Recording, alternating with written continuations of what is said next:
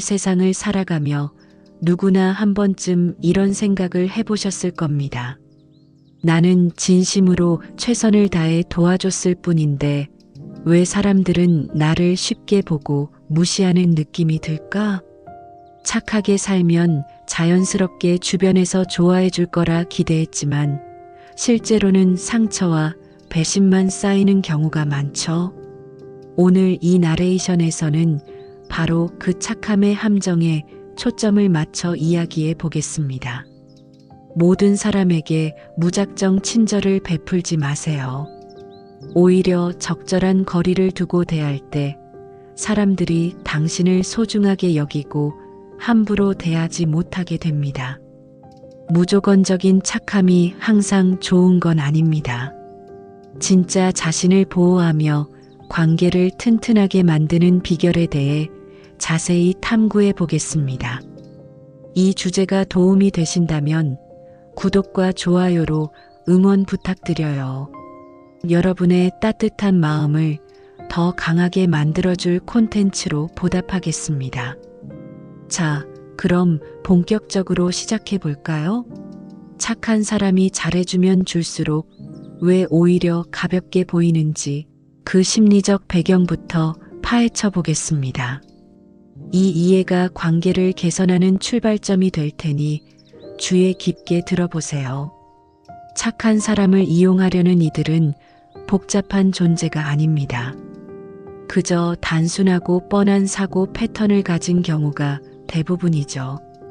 첫 번째 특징은 우월감에 사로잡힌 무지한 태도입니다. 무례한 사람들은 착한 사람을 보면 이 사람은 정말 따뜻한 애라고 느끼지 않습니다. 대신 이 사람은 쉽게 설득할 수 있겠네. 부탁만 하면 바로 응할 스타일이야. 거절 못할 테니 내 이득을 챙겨야지라고 계산합니다. 그들은 스스로를 더 영리하고 우위에 있다고 착각하죠. 심리학 용어로 우월적 착각이라고 하며 하버드의 데이비드 더닝 교수는 능력이 부족한 사람일수록 자신의 능력을 과대평가한다고 지적했습니다. 즉, 착한 사람을 깔보고 조종할 대상으로 보는 이들은 내면이 약하고 무지합니다. 똑똑해서 이용하는 게 아니라 감사함을 모르는 무지 때문에 그런 거죠. 이런 유형은 당신의 배려를 진심 어린 도움으로 보지 않습니다. 그저 자신에게 유리한 기회나 빈틈으로 여길 뿐이죠. 그래서 한두 번 양보하면 그들의 머릿속에 이 사람은 항상 해주는 게 기본이야라고 각인됩니다. 처음엔 감사하다던 사람도 반복 도움 후엔 이 정도는 당연히 해줘야지로 바뀝니다. 그리고 거절하는 순간 왜 갑자기 그래? 너 변했네? 그렇게 째째할 줄 몰랐어. 그거 하나 못해? 라고 쏟아냅니다. 왜냐하면 당신의 착함이 이미 그들의 기본 권리로 자리 잡았기 때문입니다. 그 기본이 무너지면 마치 자신의 것을 빼앗긴 듯 반응하죠. 그 순간 내가 사람을 잘못 본 건가? 라는 생각이 들 테지만 아닙니다. 그 사람이 진짜 모습을 드러낸 것뿐입니다. 철학자 쇼펜하우어는 사람의 진짜 성품은 약자를 대하는 방식에서 나타난다고 했습니다. 착하고 여린 사람을 보면 감사함 대신 우월감을 느끼는 이들입니다. 그래서 더 이상 과도한 친절을 베풀 필요가 없습니다. 무시당할 바엔 적당히 하고 경계를 세우는 게 훨씬 낫습니다. 당신의 착함은 가치 있는 사람에게만 주세요. 무례한 자에게는 물 새는 항아리에 물 붓는 꼴입니다. 당신의 노력만 허비되고 아무것도 남지 않을 테니까요. 두 번째 특징은 호의를 권리로 여기는 태도입니다. 처음엔 매력적으로 말합니다. 정말 감사해. 너밖에 믿을 데 없어. 이번 한 번만 부탁할게. 그 말에 흔들려 도와주게 되죠. 하지만 그게 끝이 아닙니다. 한 번 성공하면 두 번, 세 번으로 이어지고 이건 너만 할 수 있어. 이번에도 해줘. 내가 얼마나 고마워하는지 알잖아로 변합니다. 어느 순간 깨닫게 됩니다. 아, 이 사람은 내 도움을 고마워한 게 아니었어. 그냥 자신의 권리처럼 여긴 거였어. 이는 무례한 사람들의 전형적 사고입니다. 받을 때는 감사한 척하지만 받은 후엔 당연하게 행동하죠. 심리학자 애덤 그랜트는 기브 앤 테이크에서 이런 유형을 테이커라고 불렀습니다. 테이커는 배려를 진심이 아니라 기회로 봅니다. 한번 수락하면 더 많은 요구를 시작하죠. 주고받을 생각 없이 받기만 합니다. 거절 시 정말 실망이야. 너답지 않아. 그거 하나 못해? 라고 변합니다. 왜 당신은 못하고 나에게만 미루는 거죠? 문제는 부탁 자체가 아니라 그것이 의무로 변하는 순간입니다. 이런 사람들은 도움을 주면 감사함을 배우는 게 아니라 이렇게 하면 또 해주네. 이걸 기본으로 써먹어야지라고 학습합니다. 당신의 친절을 시스템처럼 이용하죠. 과거 도움을 안 해주면 왜 이번엔 안 해? 너 원래 그런 사람 아니었잖아. 요즘 변했네라고 흔듭니다. 그 말에 미안해지고 자책하게 되죠. 하지만 기억하세요. 진짜 고마움을 아는 사람은 왜 안 해? 라고 하지 않습니다. 그 말을 하는 순간 부탁이 아니라 명령입니다. 쇼펜하우어는 친절이 강요되면 가장 추한 것으로 변한다. 그것이 바로 이용이다라고 했습니다. 그런 말을 들었다면 간단히 정리하세요. 손절. 더 이상 도움을 주지 마세요. 당신의 마음은 권리가 아닙니다. 받을 자격 없는 자에게 줄 필요가 없습니다. 세 번째는 죄책감을 도구로 쓰는 교활한 유형입니다. 이들은 화를 내거나 직접 강요하지 않습니다. 대신 착한 마음을 교묘히 자극하죠. 내가 아니면 누구한테 말할 수 있겠어? 너는 내 편이잖아. 도와주지 않으면 난 끝장이야. 부탁할 사람이 너밖에 없어서 그래. 이런 말에 어떻게 거절할 수 있겠어요? 죄책감이 들고 안 해주면 나쁜 사람이 될까봐 결국 응합니다. 하지만 도와준 후 어때요? 그 사람이 바뀌었나요? 아니죠. 요구는 더 커지고 거절 시 서운함을 드러냅니다. 알았어. 내 생각이 그렇다면 어쩔 수 없지. 기대한 내가 바보지. 다음부터 부탁 안 할게. 이 말에 속이 쓰리고 자책하게 되죠. 이는 죄책감을 이용한 심리 조종입니다. 심리학 용어로 정서적 조작입니다. 이 유형은 논리가 통하지 않습니다. 논리적으로 이겨도 감정적으로 지는 상황을 만듭니다. 무서운 건 이들이 계산적으로 행동한다는 점입니다. 거절 시 상처받은 척, 수락 시 다음 요청, 망설이면 너 변했네. 왜 그래? 라고 흔듭니다. 이는 부탁이 아니라 감정 협박입니다. 심리학자 수잔 포워드는 착한 사람 콤플렉스에서 그들은 피해자 가면을 쓴 가해자다. 양심과 죄책감을 자극해 책임을 떠넘긴다고 했습니다. 맞습니다. 이들은 이건 내 책임이야 라고 하지 않습니다. 대신 넌 날 이해 못해. 내 입장 생각해. 너 아니면 누구한테? 라고 합니다. 모두 당신을 잘못된 사람처럼 만드는 말입니다. 이용당하는 건 당신인데 왜 미안해야 하죠? 왜 죄책감에 시달려야 하죠? 이유는 그들이 죄책감을 무기로 쓰기 때문입니다. 쇼펜하우어는 상대의 감정에 휘둘리는 건 전쟁에서 무장 해제다라고 했습니다. 이제 무장 해제하지 마세요. 상대의 감정에 내가 나쁜가? 라는 생각부터 버리세요. 진짜 나쁜 건 착함을 죄로 자신의 요구를 의무로 만드는 사람입니다. 상대가 나쁜 건 사실이지만 계속 당한다면 대처를 바꿔야 합니다. 그냥 착한 게 아니라 현명한 사람으로 살아가세요. 그래야 소중한 사람들이 곁에 남습니다. 지금부터 6가지 방법을 알려드릴게요. 첫 번째, 죄책감 대신 분노를 느끼세요. 내가 너무했나? 라는 생각 한 번쯤 해보셨죠? 사실 너무한 게 아니라 너무 잘해준 겁니다. 처음엔 진심이었죠. 좋아서 도와준 거예요. 하지만 상대는 호의를 당연히 여깁니다. 그거 하나 못해? 원래 그런 사람 아니었잖아. 난 너 믿었는데. 이런 말에 자책합니다.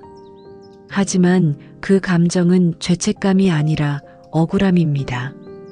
배려가 짓밟혔을 때의 정당한 반응이죠. 억울함은 참지 말고 표현하세요. 경계를 위한 분노입니다. 쇼펜하우어는 모욕을 참으면 더 깊어진다라고 했습니다. 침묵할수록 상대는 더 깔봅니다. 생각을 바꾸세요. 죄책감이 착함인 줄 알았지만 분노는 건강합니다. 착한 사람이 단단해지면 강자가 됩니다. 휘둘리지 말고 자신을 위해 사세요. 분노 선택이 첫걸음입니다. 두 번째, 한계를 분명히 밝히세요. 착한 사람은 경계를 놓칩니다.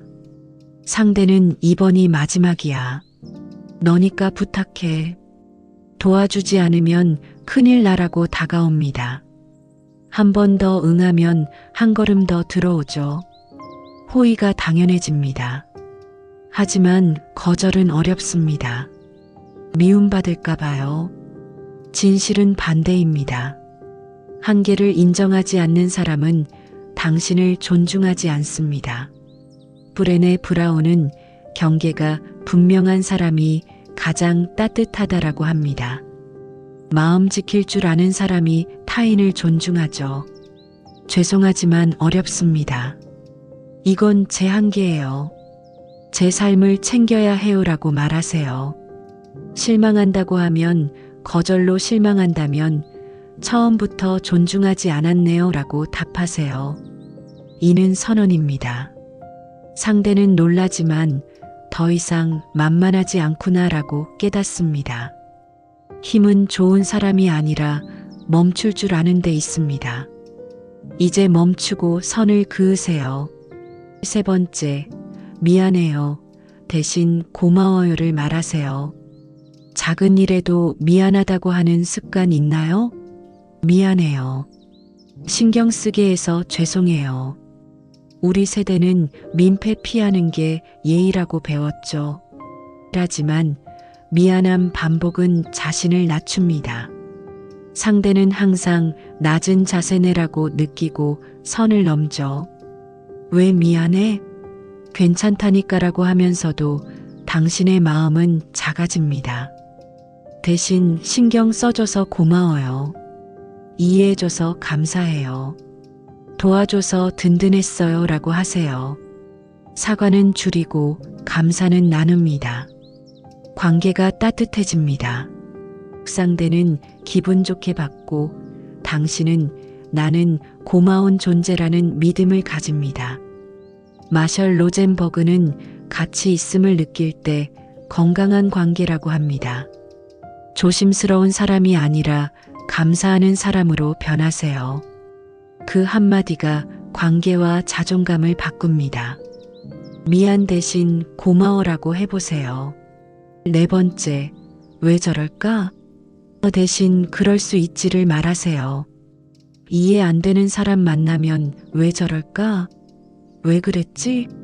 라고 묻습니다. 그 질문 반복은 상대 행동에 매달리게 하죠. 에너지 소모입니다. 왜 뒤엔 내 수준에 맞춰줘라는 기대가 숨었습니다. 하지만 모두 이해할 수 없고 모든 관계 해결할 필요 없습니다. 그럴 수 있지. 저 사람 스타일이 그렇네.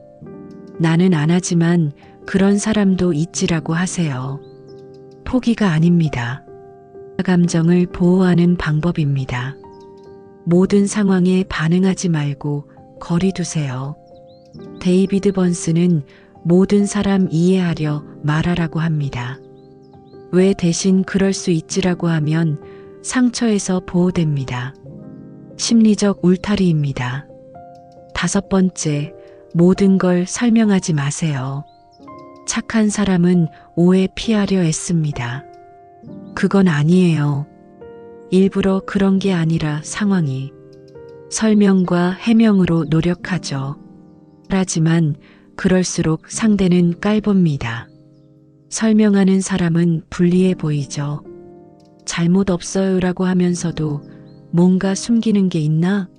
라는 인상 줍니다. 설명은 진심 통하는 사람에게만 하세요.